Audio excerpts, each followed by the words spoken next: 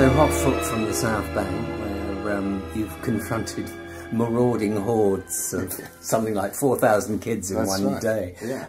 Your settings of these Roald Dahl pieces, Dirty Beasts, I was thinking, does that refer to the audience or to... Well, they seem to be pretty clean, as far as I could see. But, So Ben, with your background, it was hardly likely you were going to be an astronaut or something, was it? They taught me out of it. They taught you out of it.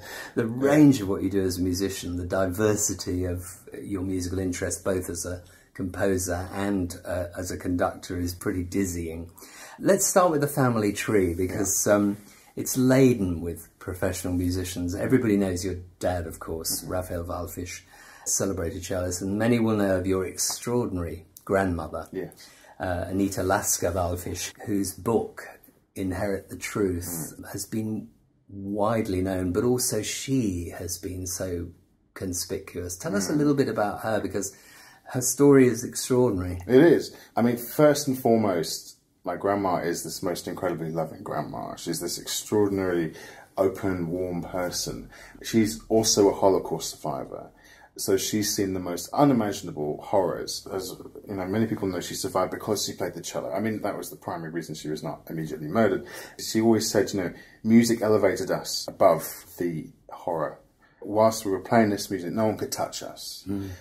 The thing about my grandma is that she's always just told us what happened in an unemotional way. I mean, inevitably you're going to ask what this tattoo is on the numbers, because it's still very much there. And then well, this is what happened. And the book that she wrote, Inherit the Truth, started life purely as a document for the family. And then somehow the Radio 3 wants to make a serialization or present it somehow. And then everyone was saying, well, where's the book? And so then it was published. But it wasn't the central experience we have with our grandma. She's just this unbelievable force of nature. She's the strongest person I know.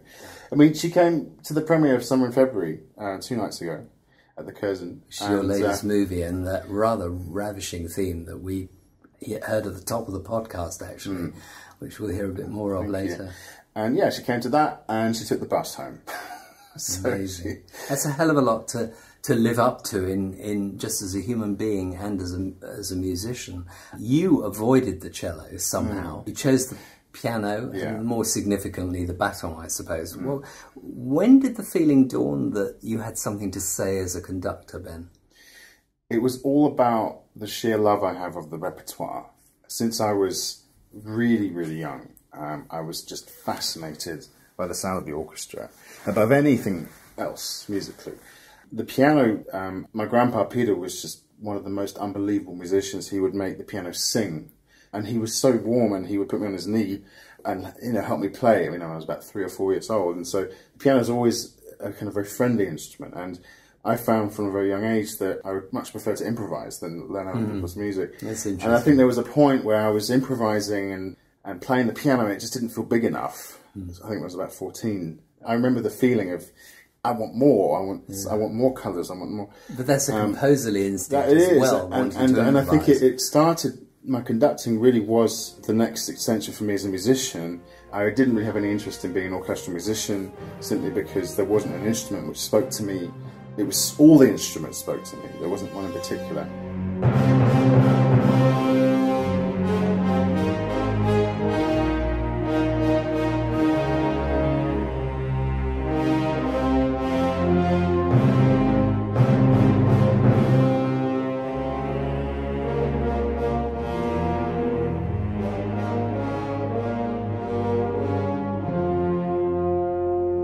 Studies with two very significant names of the podium, Vernon Handley and the great Sir Charles Mackerras. Now, what did you get from both of them?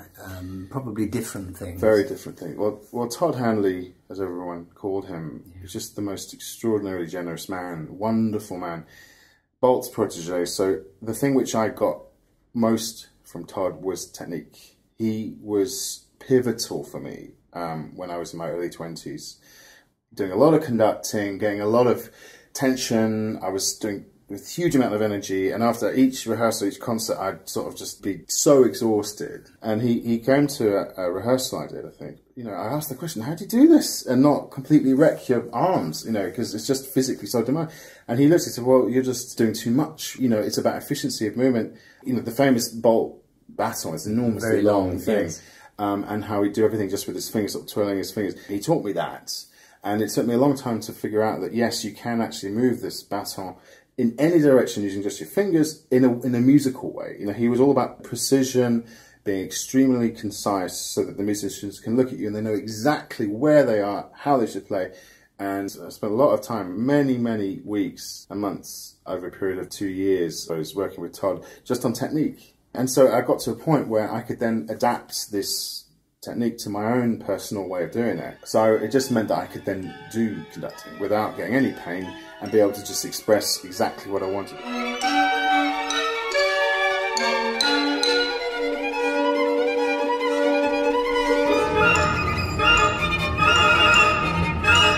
What's Charlie like? I mean, he's just a genius. And I speak about him as if he's still alive because he had that effect on me. You know, he was a huge force of nature, and there's a family connection which was, you know, very fortunate. And we only really worked seriously on Beethoven's Ninth because I was invited by the Hamburger Symphonica to conduct their New Year's concert where every year they do the Ninth, with a different conductor. And I thought, well, how am I going to do Beethoven 9 in a way where they feel excited by the piece again?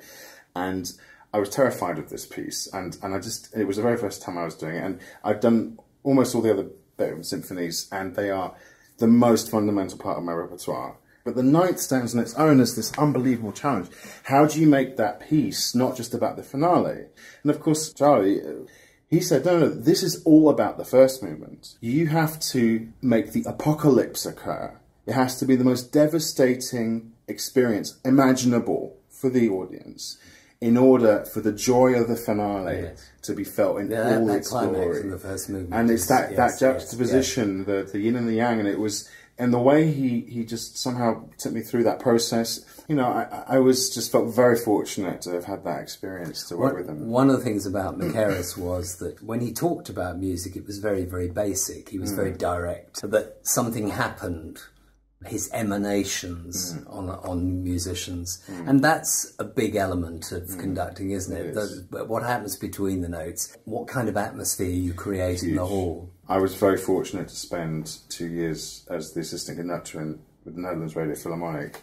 Edward de Waart I was his assistant, but part of the role was to assist any guest conductor who came to the orchestra. So, you know, I assisted Gergiev twice and Ashkenazi, and it was the most extraordinary opportunity to learn from many, many of the great conductors who are working today.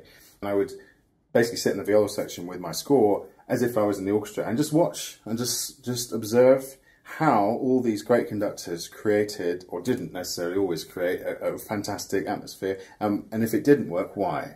And then I had the great advantage to be able to speak to the musicians. And then, of course, I had to learn the repertoire and be ready to do it if they cancelled or got sick or whatever. So that really was the platform which I used to learn about rehearsal technique and efficiency with time, and to be able to communicate with the orchestra in a respectful, always a musical way. Because I just learned that it's all about efficiency, not just of time, but of how you communicate, so that you're always super clear, and it's always about the music. It's never about you. You come through the music, but if it's you projecting something on top of the music, then it becomes slightly uncomfortable. It has to come from inside the score. And as a composer, I know what it's like if someone's conducting a piece and they're sort of doing their interpretation. I know, you know, I know actually I'd like you to do what I wrote. You know, all these great scores of, yes, this was a person who sat down and wrote this music and really meant what they wrote. And let's make that as vivid as possible. So that's the journey I try and go on with the orchestra.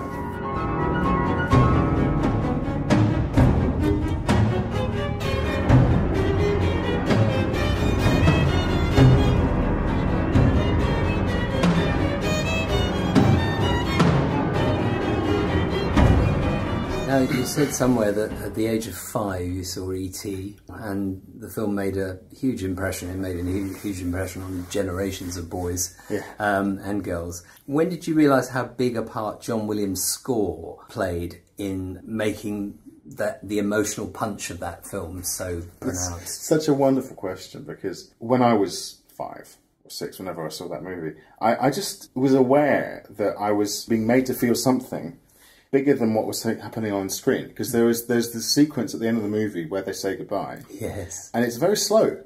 Yes. And nothing really happens. But if you were to turn the music off, it's kind of pretty matter-of-fact. Yeah. Now, then you add this score, and it turns into the most unbelievable emotional journey. At that age, you don't know why, it just is. I think it's one of the great examples of film scoring, and how we as composers just create an emotional journey for the audience, but you don't want them to know that's happening. It has to be part of the movie.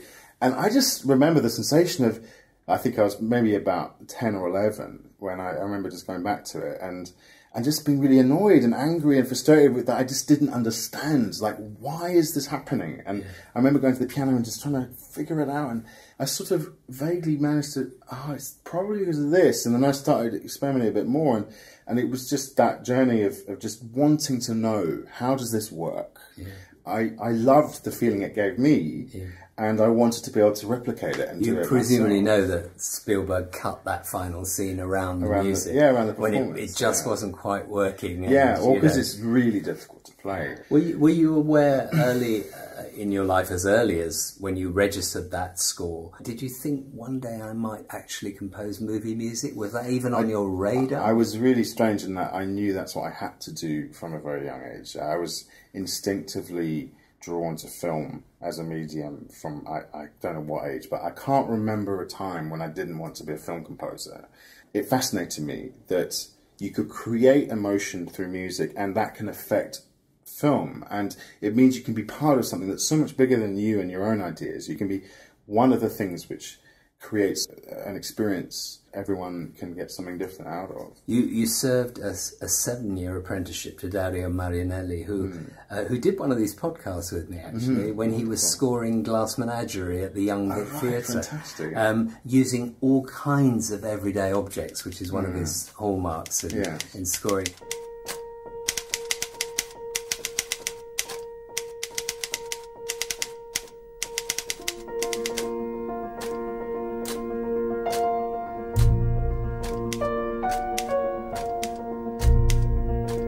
What did that apprenticeship entail? I mean, I know you orchestrated and conducted his Oscar-winning score for Atonement, and there could be no greater gesture of trust than that to give a young, budding composer. What did you get from that apprenticeship? Enormous amount. It's quite hard to quantify, actually, because we did, I think, 27 scores together over that period, something like that. I can't remember the exact number, but when we started working together, I'd just done my first film score, Dear Wendy. I think I was 23.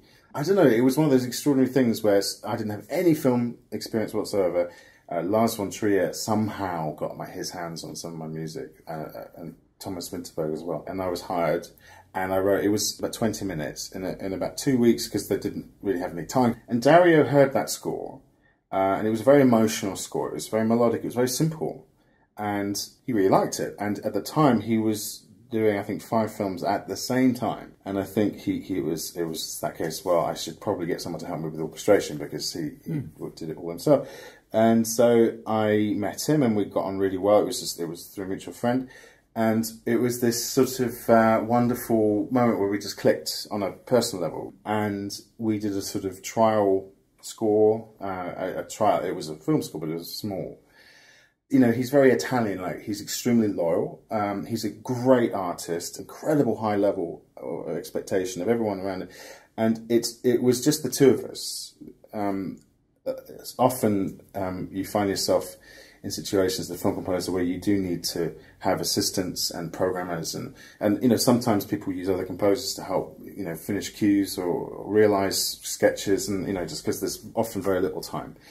Dario's really kind of hardcore about it. He writes every single note. Everything is his. And if he gets someone such as myself to, you know, when I was doing this apprenticeship, orchestrating, conducting, it was, you know, it was a very, very strict, secret, just the two of us, collaboration, you know, and we developed a language. Now, what I got out of it is, like I say, hard to quantify. It's simply because you learn. I learned so much about film music, because He's like one of the great film composers of all time in many ways.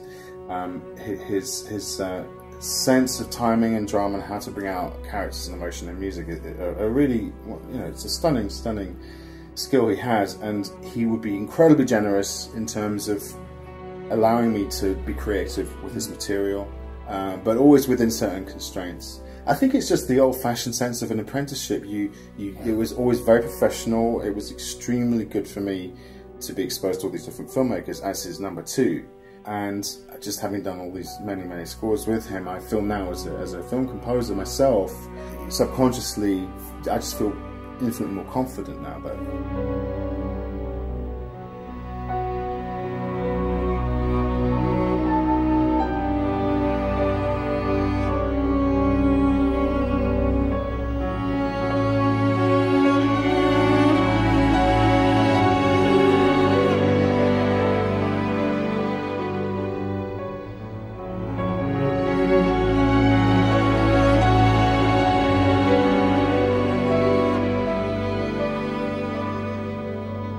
How do you deal with deadlines and the strictures, the disciplines of writing for film? Are you one of those people that, for example, will see the film first of all, or just read a script? How much time is there as well? It varies, and whether you see a script or the film often depends on when you're brought on board a project, right, and how far they are through the process. A movie I recently did called Hours, which is being released in November. That was a wonderful experience because the director approached me before they'd even shot the film. So I was dealing with the script and I was invited to the shoot, and I went through the whole process with him from the very beginning, which was a really great experience. Yeah, and the other end of the spectrum is scoring a movie in 2 weeks, which is a movie I just did called Bhopal, A Prayer for Rain. It was about the Bhopal disaster in India in the 80s. The situation was pretty intense where, we had to record by this day, etc. And I love that situation because it's a massive challenge, and it's really nice to have to call on whatever you've picked up over the years to then just go for it and make it happen. It doesn't faze you. It doesn't freak you out. I love it. I'm sort of maybe a bit weird in that way. I really enjoy crazily difficult things like that. I love the challenge. I love, can you do it? Yes. And then you do it, and hopefully they're really happy. I find it enormously satisfying. And I think I trust my instincts about when I need to say no, because I'll only take it on if I know I'll be able to deliver my best work. And that obviously takes a certain amount of time. And also if I really connect with the project, and if it's something I didn't really connect with and they say you got like 2 weeks, I'd probably maybe say pass on it, simply because I probably need a bit longer to get into it. But if it's a project which I instinctively, it speaks to me, and it's a tricky situation on a practical level, I'll just do it, because it's just another opportunity to expand what you say as a composer into other areas. Have you got a proudest achievement in movies to date? Is there a score that you're particularly happy with? It's always the last thing you've done. It tends to be the thing you're most proud of. But I think with film, I'm obviously very proud that Atonement won the Oscar for Best Music. And I'm very proud of Summer in February, and because it's an incredibly tragic film. And I remember being deeply affected by it when I was scoring, but I had 4 weeks to write the score and record it, and off you go. You don't have time to even think very hard. Because I think that's going to be a chart hit.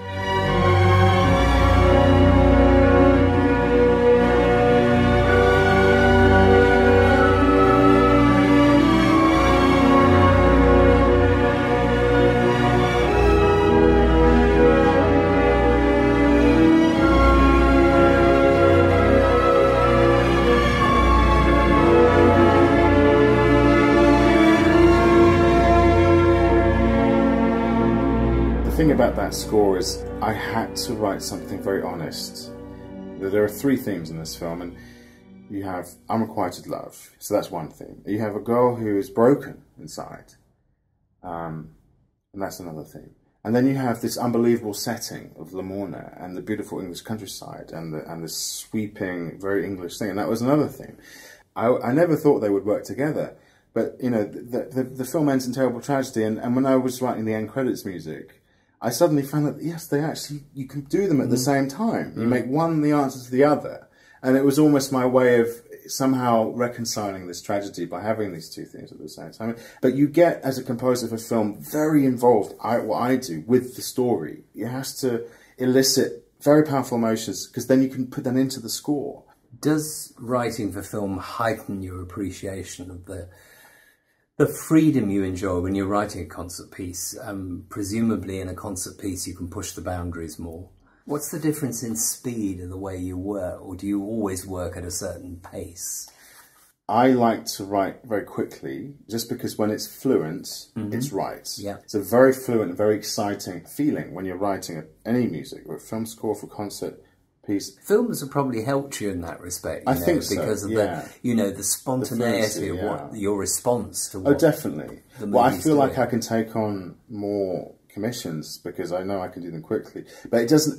I'm such a perfectionist and stickler for detail, and I will not let anything out the door unless I know it's the best it can be. And the process of writing film scores is definitely, there's a craft to it which helps with concert music. But I never feel restricted when I'm writing a film score. I mean, I think you're implying that when you're writing a concert piece, you have more freedom. Yes, you do, but that can be a curse too, because you have no parameters, and it's like, well, where do you start? Write a piece, write a violin concerto. Which I was going to come to the violin concerto, which was premiered late last year, and would be a significant work in any composer's catalogue. Yeah.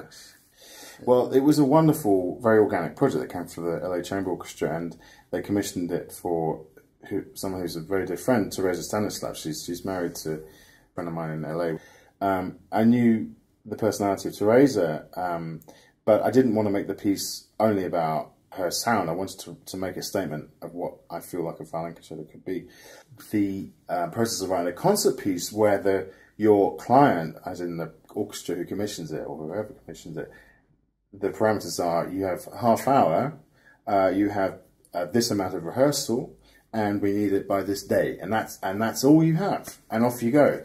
So what do you do? Well, what I did for that piece, exploring in my own way what that instrument's capable of, and doing it in a really vivid way, and thinking, well, the violin for me, because my mother's a violinist, has always been this incredibly virtuoso and very fun instrument. But what is virtuosity? Well, it's this ability to execute something with such skill, it's almost superhuman. But I didn't want to do that in an obvious way, so I made the first movement all about shifting light in music. And it's incredibly quiet. Now, the violin part is extremely difficult because it's so quiet and so fast, but it's all about this shifting prism of light. And then I was thinking, what about the other side of the violin, which is the gypsy side, the Zingarese style, which is really percussive and really sort of gritty and dirty. So that's what I made the finale about. And then the second movement was just somehow, I don't really know where it came from. I wrote it very quickly, I think in a couple of days, and it was just a very intense piece of music that just had to come out at that point for some reason. I don't know why. It just came out like that.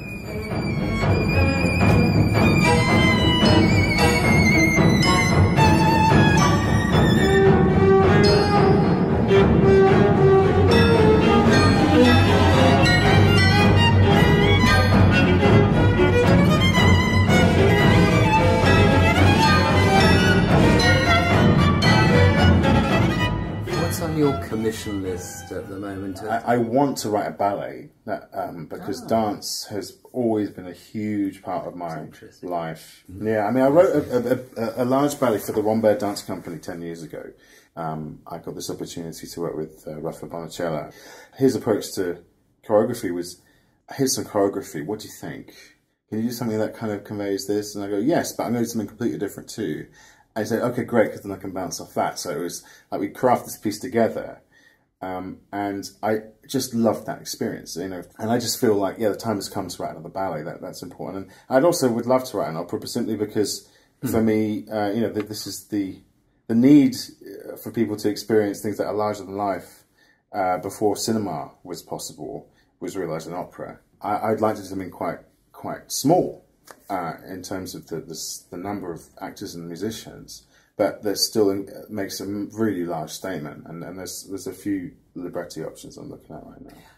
How do you juggle all these things, Ben? I mean, I know it's all music, but they're diverse activities. You know, conducting career can make huge demands on you.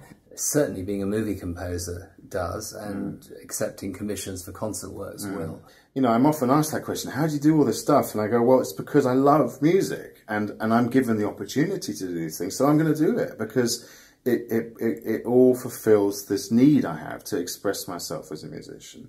And I feel that my work as a conductor influences massively, positively my work as a composer, because I'm dealing with musicians, and I'm interacting with audiences, and I'm gauging responses in an incredibly visceral, vivid way. You know, you stand up and you perform in front of people, and you gauge their reaction. And the process of rehearsal is involved learning. You always learn every time you do a rehearsal with the orchestra. You learn something about the orchestra. I mean, there's probably, I just did with the London Philharmonic is a great example. You know, it's really important that the piece tells stories for children, and I went out of my way to just really do it, and I was, you know, in a really vivid way, and I probably overscored it, because then of course I was doing all these massive fireworks, and it was a bit too loud for the narrator. So there, you know, and of course I've done so many things for orchestra, and I was thinking, wow, I've still managed to overscore this, and there, you know, there it is. You take it in, and next time I do a film score which involves maybe a children's theme of some sort, you know, I know now to make it a little bit more transparent. And so I have a wonderful opportunity with my activities to allow them to help each other. I get the feeling that movie music is incredibly important to you. It is, and yeah. that you see it as, you know, a real labour of love. And you're right. If I'm just totally straightforward with myself and honest, the thing which I have always loved more than anything else is film music. And that's the thing which I'm pursuing with all my energy and passion right now. My work in the concert hall and for concert music is hugely important, and I will always pursue that. And it's hard to say one's more important than the other, because you said earlier, it's all music. Yes, it's all music. And that's why I do things in different areas, because I'm given the opportunity, and I will, if I have time and I know I can do it well, I will say yes, because it will give me an opportunity to grow as a musician. And that in itself will mean that whenever I take on another project, be it a film score or anything else, I'll be that much stronger to do the best job I can.